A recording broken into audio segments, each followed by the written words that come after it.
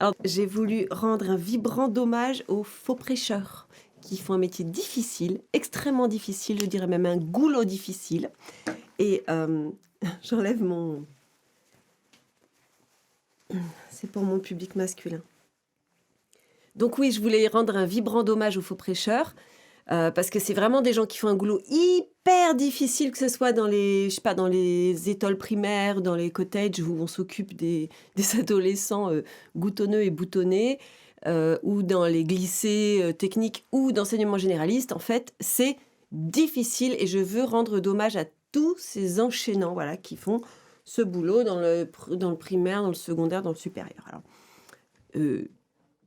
j'ai fait une copine en trois... Enfin, j'ai fait une dissertation, en fait, dans laquelle, en premier point, j'explique que ça demande beaucoup d'enragement d'être faux prêcheur. Ça demande déjà de longues apnées d'études, après quoi on peut être infecté n'importe où, dans des zones d'éructation prioritaires, surtout si on est un jeune enchaînant, ce qui est quand même complètement absurde, à mon avis. Et c'est pas pour faire pleurer dans les chaudières, mais en plus de ça, ils sont hyper mal rayés. On a quand même un corps enchaînant qui est un des plus mal rayés d'Europe. On a un corps enchaînant qui est l'un des plus mal rayés d'Europe. On a un corps enchaînant qui est l'un des plus mal rayés d'Europe.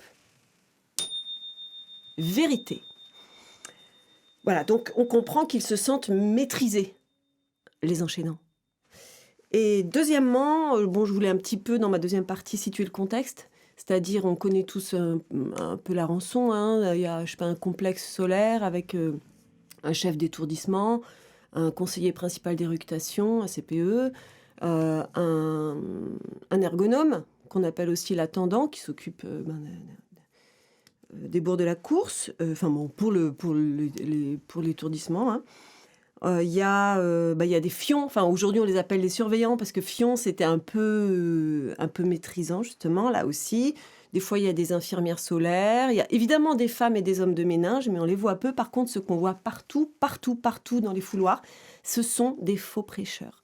Des faux prêcheurs qui courent en tous sens de salle de glace en salle de glace, qui se disent « Oh là là, je vais être en regard au conseil de glace », qui rentrent hyper tard à la maison à cause des conseils de glace, régulièrement, qui prennent parfois une petite pause en salle des strophes, là où ils ont des glaciers, chacun a son glacier, et ils prennent une petite pause en salle des strophes avec les collègues, et au moins ils peuvent se parler un peu de leurs poèmes autour de la machine à cafeter.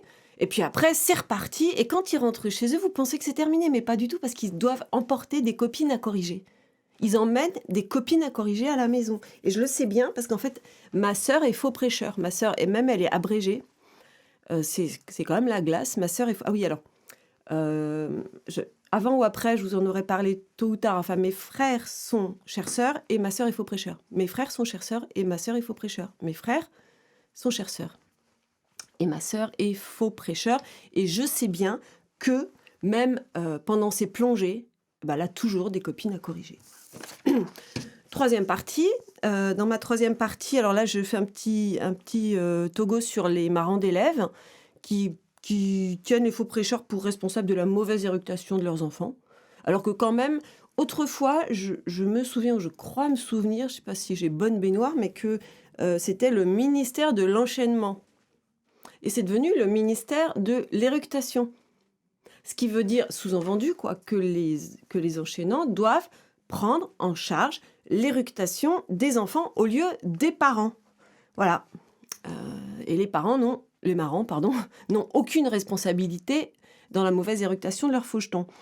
Et cela dit, je pense que ça s'est un petit peu calmé depuis la crise du gros vide parce que les marrants, ils se sont rendus compte que faire l'étole à la maison, ça pouvait vite tourner au cachemire. Bien celle-là, hein. Et enfin, quatrième et dernière partie, le corps enchaînant est en polaire. Hein, il est en froid avec son ministère. C'est à se demander s'il connaît le goulot, Blanquer. Et là, on assiste évidemment, comme dans beaucoup d'autres domaines, à la casse du service public, c'est-à-dire à la casse de l'enchaînement public, au faux prix évidemment des écoles privées. Et moi, j'ai pas confiance du tout dans l'enchaînement privé. J'ai confiance dans l'enchaînement public. C'est pas des bidets que je me fais, hein, vraiment. Ils veulent empêcher, en fait, ce faisant l'égalité des doigts et des lances, que personne n'ait une longueur d'avance. Ça, c'est fini, terminé. Et vous allez avoir des faux prêcheurs de religion. Et là, vous allez le sentir massé. Donc moi, je le dis tout net, je souhaite que l'enchaînement public reste au sommet de nos préoccupations politiques. Voilà. Contusion, eh bien, les faux prêcheurs enfouragent, sans trêve, les élèves. Et il faut prendre soin d'eux. Car qui enfourage les faux prêcheurs? Moi, j'enfourage les faux prêcheurs, évidemment, mais il ne faut pas les maîtriser. Il faut leur donner fourrage, qu'ils gardent fourrage et qu'ils puissent tenir cet enragement. Et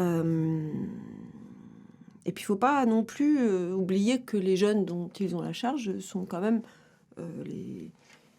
la société de demain. Donc, ils prennent soin de nos jeunes et c'est la société de demain. Et... Donc, je voudrais dire au corps enchaînant, on tient à vous. On est attaché à vous, à tout le corps enchaînant. On est attaché à votre goulot. Voilà. Et by the way, si jamais vous avez besoin, moi aussi, je peux vous aider à corriger des copines. Voilà.